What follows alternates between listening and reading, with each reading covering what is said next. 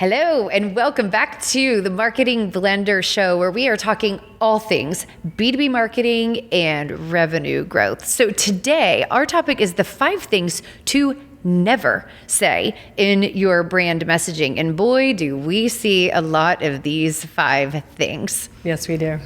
So I think it's more powerful sometimes to say what's not on the list. And the number one thing, which I think people are going to think is ironic, is I want people to go to their homepage and count how many times they say we, us, or their company name. And you famously like to say, and then cut it by 2/3. Right. And basically what we're trying to say is in your brand messaging, don't talk about yourself. Now, this might sound counterintuitive, but really what we're trying to say is that you talking about your product or service is not serving your market. They buy products or services in B2B environments because of a problem that they have or solution that they need, progress that they need to create. So when you only talk about you and your brand messaging, they are not going to convert interest into inquiry. So there is an appropriate place to have we language, and that is your about page, yes, not your home page. And yes, it is something that's very tempting, because if you think I only have a few seconds to grab their attention, I need them to know how important I am and what makes me different and what makes me special and what makes me better. It's tempting, but it doesn't work. People who have that short attention span, what's on their mind? Not figuring out how awesome you are, figuring out what matters to them, and if you're talking about that thing. And talking to people about themselves is the number one way to get their attention. So to your point, perfectly stated, that you only have a couple seconds to get people's attention. Yeah, so don't waste it. Talk to them about them, and their brain will go, oh, I'm going to pay attention to that. I mean, it's almost like magic, although it's not. It's very predictable. It's science. Exactly. Okay, so this is one that you and I commonly share, and there are certain words that have superpowers to them. And these superpowers, this one superpower in particular, makes companies invisible. And so 3 key invisibility words that we never want to see in brand language: quality, service, and integrity. Okay, why do you hate these words so much? Because I'm already like... I call these the buzzwords of doom.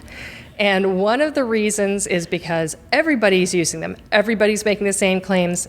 Everybody sounds the same. But here's the hidden reason. Those 3 things, quality, service, integrity, are things you can only prove to people who are already your customers. Those are very, very difficult to prove pre-sale. There are ways you might try to do that, but honestly, it's almost impossible. So you need to be talking about things that you can prove during the earlier parts of the sales journey, so you can continue to build trust. And integrity, service, and quality, those are post-sale qualities for you. And they're table stakes. Mm-hmm. Hello, of course you had better have quality. Good Lord.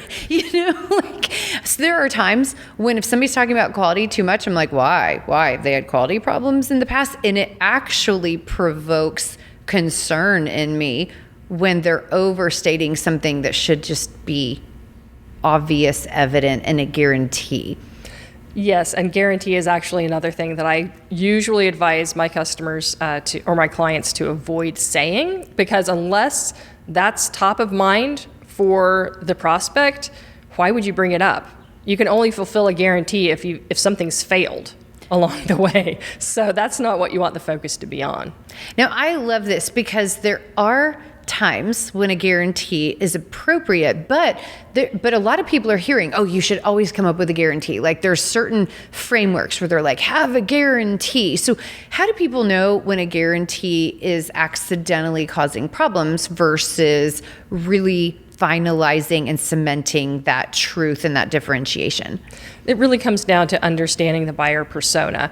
So if you understand the decision-making process for your buyer, you understand the fears, the questions, and the mistaken assumptions they may have along the way. If a guarantee does not specifically address a question, a fear, or a mistaken assumption, then you shouldn't be talking about it, because you're not talking about something that matters to that buyer or that's a factor in their decision-making process. And if they do have a fear or question or assumption, those are usually later stage conversations. So it's not something that should be front and center in your brand messaging. It's something that you should deliberately bring into the conversation at the appropriate time. I love it. And that does lead us to the fourth one that we had on our list. This ad is brought to you by the Marketing Blender Lab. Marketing is hard for everyone, but small businesses are stuck with small budgets, not enough time, and too many options. SEO, social, paid ads, email marketing, live events. How do you choose where to focus? These are the top challenges I hear from entrepreneurs. You keep getting generic marketing advice that doesn't apply to your business. You've watched tutorials and tried a bunch of tactics that didn't work. You still don't have clarity on what you should focus on to get results. You don't have enough time to get marketing done, and maybe you've worked with freelancers or agencies that have let you down. You can get expert advice and start making real progress. The Marketing Blender Lab gives you an affordable way to work with an experienced chief marketing officer and finally get a handle on your marketing.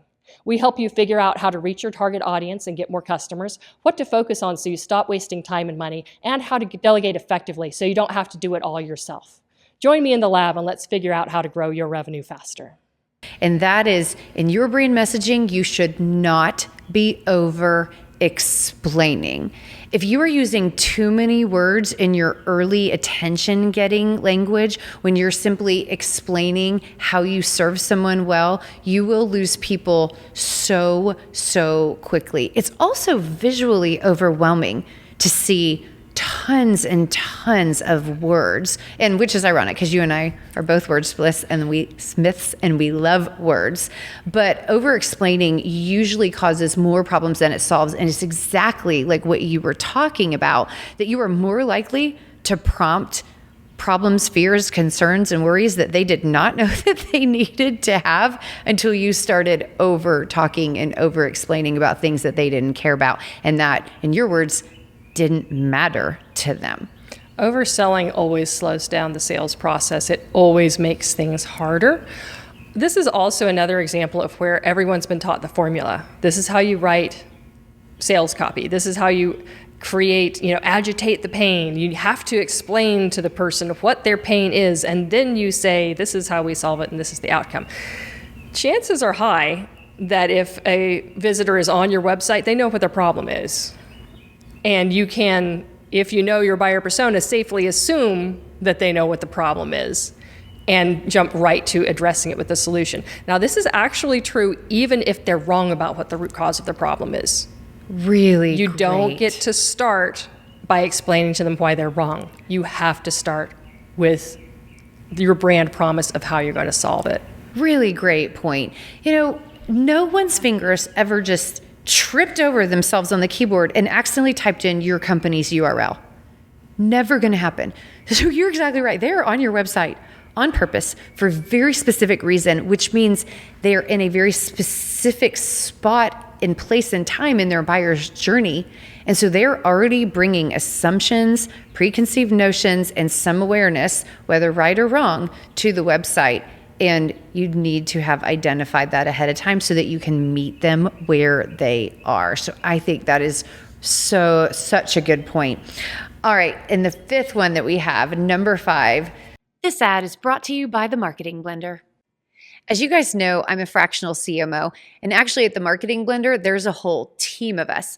For a fraction of the cost of a full-time executive, you can hire a chief marketing officer to write your marketing plan, to clean up your messaging and your positioning, and to drive sustainable results. We oversee multiple partners, we help mentor team members, and most importantly, we build a marketing machine that will drive results for your company for years to come.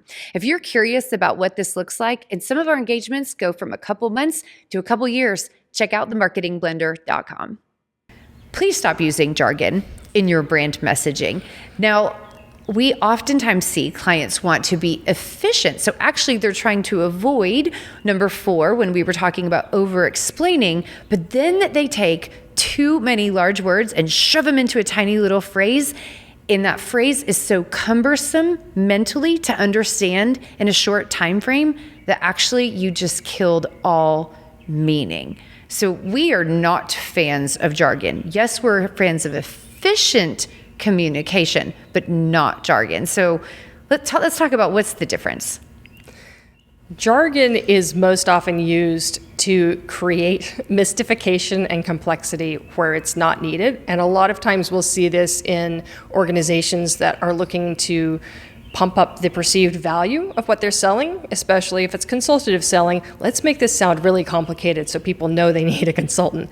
It's the wrong way to go. It will come back and bite you. And then we have, technology clients who are using language because it's the most precise way to express themselves. But if it's highly specialized and not accessible to your target audience, then once again, you're placing a roadblock in their way. So yes, we love precision and using the right words, but it has to be based on your customer's language, how they talk and what they would say, because that's going to impact how they hear it. It needs to be, again, meeting people where they are.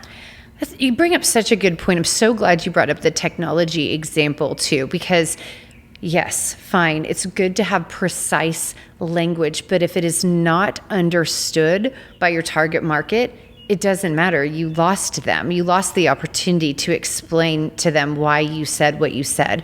But one other thing that we hear frequently is that clients will say, you don't understand, our buyers are extremely educated. I mean, these are really smart people. That's fine. I'm not saying that they can't technically or mentally understand the words that you used if they had enough time to think them through, but they're busy. They have other things that they're thinking through. And so these are basically like grammar speed bumps where you come across jargon and you're like, what did that mean?